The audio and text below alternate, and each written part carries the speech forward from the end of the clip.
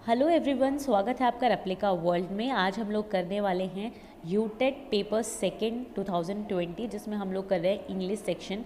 इससे पहले हम लोग सीडीपी और हिंदी कर चुके हैं। अगर आपने वो वीडियोस अभी तक नहीं देखी है तो उन वीडियोस को भी ज़रूर देखिएगा। तो चलिए हम शुरू करते हैं और देखते हैं कि फ़र्स्ट लैंग्वेज इंग्लिश में क्या क्या क्वेश्चन है। तो क्वेश्चन नंबर 31 से लेके 34 तक के जो हैं वो एक पैराग्राफ पे बेस्ड है। हमें एक अनसीन पैसेज दिया हुआ है, उसको हमें पढ़ना है और उसके अकॉर्डिंग हमें 31 से लेके 34 तक के जो क्वेश्चंस हैं उनको आंसर करना है। तो ये जो पैराग्राफ है ये हम पूरा तो नहीं पढ़ेंगे, पर मैं आपको इसका आइडिया दे देती हूँ। ये जो पैराग्राफ है ये रिजोल्यूशंस के बारे में है, यानी कि हम रिजोल्यूशंस लेते हैं और वो हम पूरे नहीं कर पाते हैं, वो हमारे फ्लाई कर जाते हैं ना, फ्लाई आउट इनटू दी सन, यानी कि वो कहीं धूमिल हो जाते हैं और हमें पता भी नहीं चलता। फिर हम नए रिजोल्यूशन लेते हैं और उन्हें भी हम पूरा नहीं करते हैं। तो इस तरीके का ये रिजोल्यूशन के बारे में ये बात है। ये बात है हैबिट्स के बारे में कि कैसे हम नई हैबिट्स को नहीं बना पाते हैं और ओल्ड हैबिट्स के हम स्लेव रहते हैं, गुलाम रहते हैं।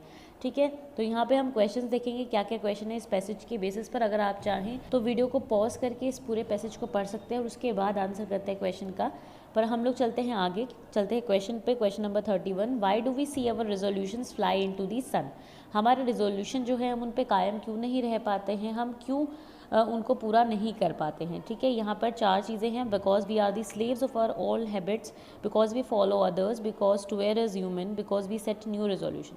तो यहाँ पर जो आंसर है वो है option number A, because we are the slave of our old habit, जो कि हमारे पैराग्राफ में दिया हुआ है कि क्योंकि हम पुरानी जो हमारी आदतें होते हैं उनके गुलाम बने रहते हैं, इसलिए हम रिजोल्यूशन नहीं कर पाते हैं अपना कैरी ऑन। ठीक है, चलते हैं नेक्स्ट क्वेश्चन पे। The given passage is about, जो ये पैसेज है ये किस चीज़ के बारे में है। हमारे पास चार ऑप्शन है, मोटिवेशन, हेल्थ, रिजोल्यूशंस या जर्नी।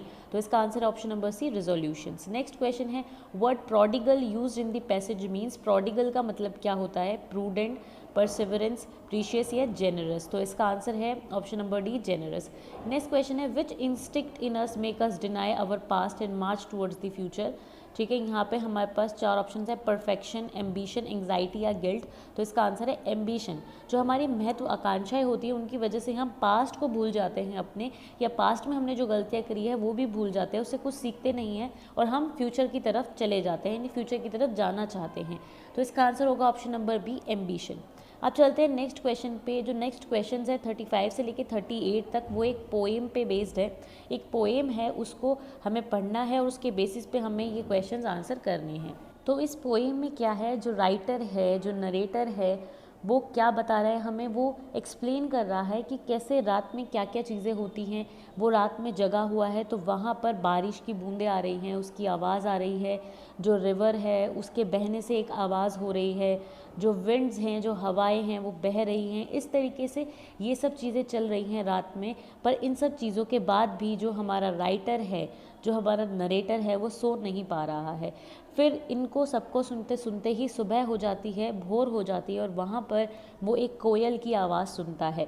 तो इसके बारे में ये सारी चीज़ें हैं कि कैसे रात में वो जगा हुआ है और रात के समय उसे क्या क्या चीज़ें सुनने को मिल रही हैं, क्या क्या चीज़ें देखने को मिल रही हैं और सुबह के समय क्या क्या एक्सपीरियंसेस उसको होते हैं, उसके बारे में ये पोएम है। चलते हैं क्वेश्चंस पे। Question number 35, what time of the day it is when the poet composes these lines.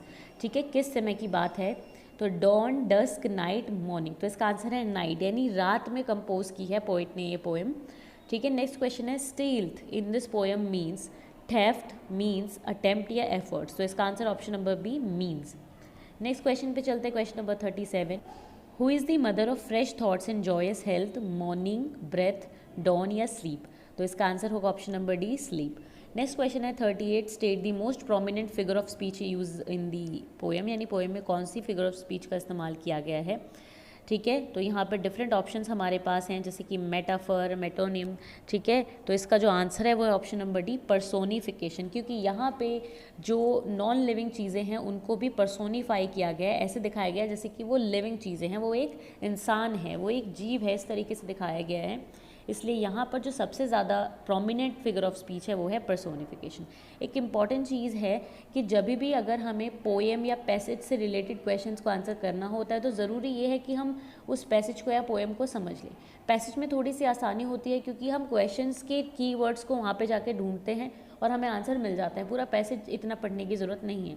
पर पोएम में हमें पढ़ने की ज़रूरत है, क्योंकि हमें उसको समझना भी है, तभी जाके हम क्वेश्चन को आंसर कर पाएंगे।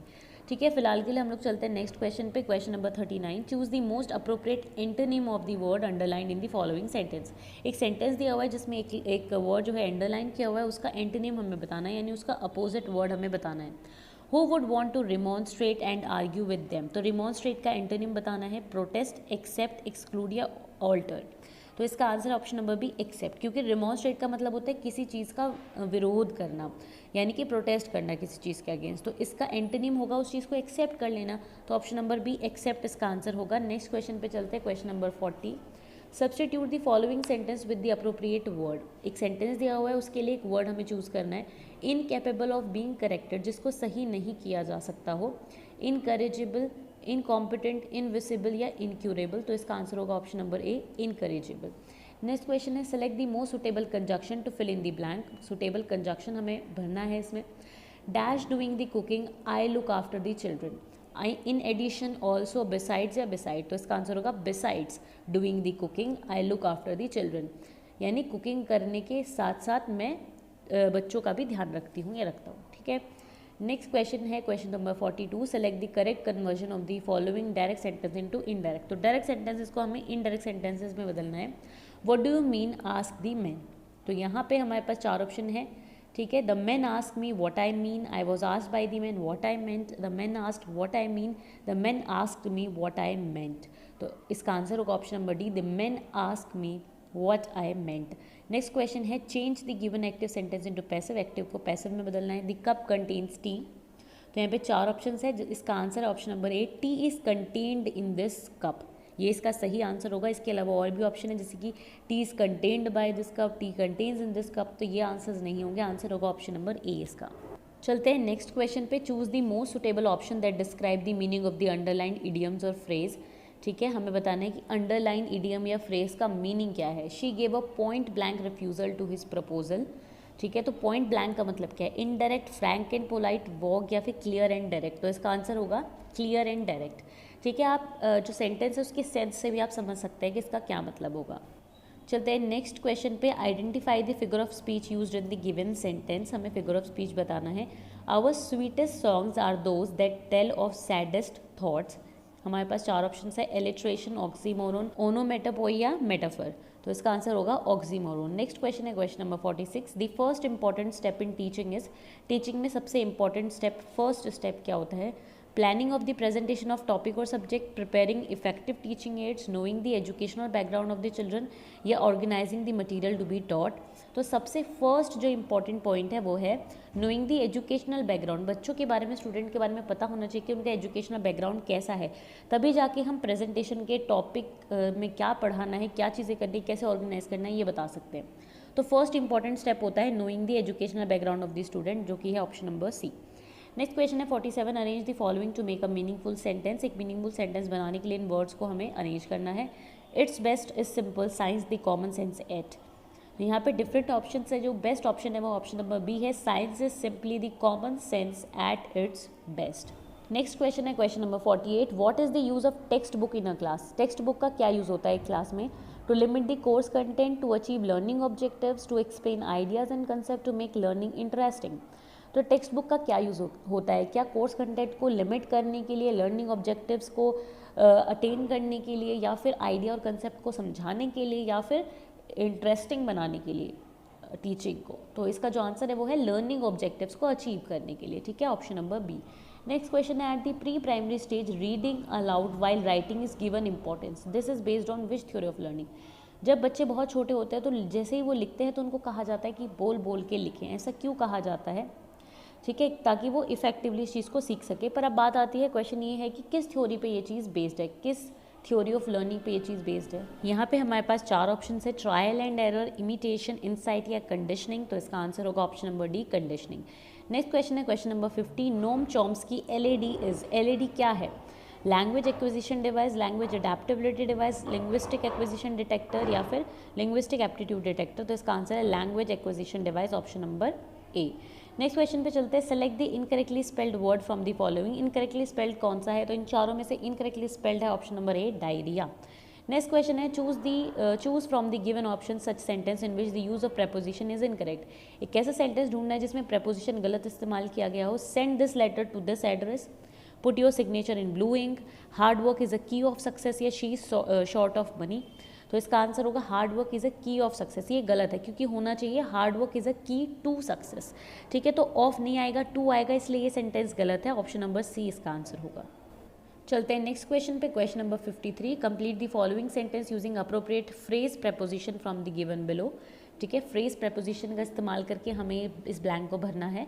Dash all his worries he keeps cheerful, in view of all his worries, या फिर owing to, in spite of, या इंस्टीड ऑफ। तो इसका आंसर होगा in spite of. In spite of all his worries he keeps cheerful, यानी इतनी सारी परेशानियाँ होने के बावजूद भी वो हमेशा चीयरफुल रहता है। ठीक है, अब चलते हैं नेक्स्ट क्वेश्चन पे। Transform the following superlative sentence into positive sentence. Superlative को पॉजिटिव में बदलना है। Akbar was one of the greatest king. तो यहाँ पर हमारे पास चार ऑप्शन है। Few kings were as great as Akbar, few kings were great like Akbar, Akbar was greater a king than any one, no king was great like Akbar. तो इसका आंसर होगा option number A, few kings were as great as Akbar. Next question है the study of the formation of words is known as. ठीक है, जब हम formation of word की study करते हैं कि कैसे वर्ड्स बनते हैं तो उसको क्या बोलते हैं? फोनोलॉजी, मॉर्फोलॉजी, सिंटेक्स या सिमेंटिक्स। तो इसका आंसर होगा morphology, option number B. Next question आता है which of the following method of language learning and teaching is also known as the Berlitz method. ठीक है, किस मेथड को कहा जाता है? Berlitz method.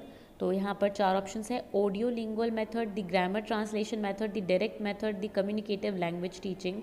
तो इसका आंसर है option number C, the direct method.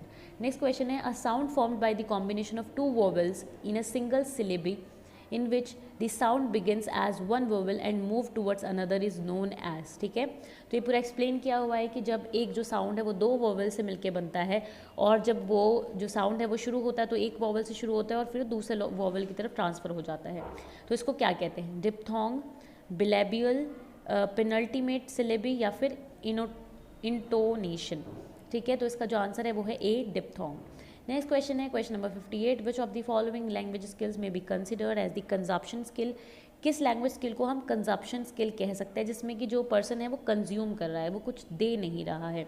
तो यहाँ पे हमारे पास चार चीज़ें हैं, listening and reading, reading and writing, speaking and listening, या राइटिंग एंड स्पीकिंग। इसका आंसर होगा listening and reading, option number A, क्योंकि यहाँ पर सिर्फ कंजप्शन हो रहा है। नेक्स्ट क्वेश्चन है select the option in which punctuation mark is appropriately used.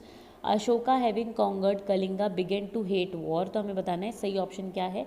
तो सही ऑप्शन है ए, अशोका, फिर आएगा कॉमा, क्योंकि एक थोड़ा सा पॉज है यहाँ पे।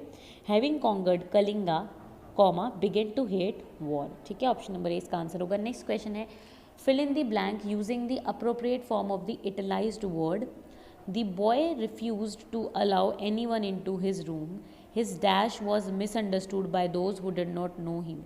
ठीक है, तो यहाँ पे होगा हिज रिफ्यूज़ल, क्योंकि उसने रिफ्यूज़ कर दिया था किसी को अलाउ करने से, तो यहाँ पे होगा हिज रिफ्यूज़ल, यानी ऑप्शन नंबर ए इसका आंसर होगा। तो इस तरीके से बच्चों ये हमारे क्वेश्चन हो जाते हैं फर्स्ट लैंग्वेज इंग्लिश के। बाकी के जो सेक्शंस हैं उनके क्वेश्चंस भी हम आपके साथ शेयर करेंगे। आज के लिए सिर्फ इतना ही। अगर आपको ये वीडियो अच्छी लगी हो तो लाइक ज़रूर करें, शेयर करें और रेप्लिका वर्ल्ड को सब्सक्राइब करें।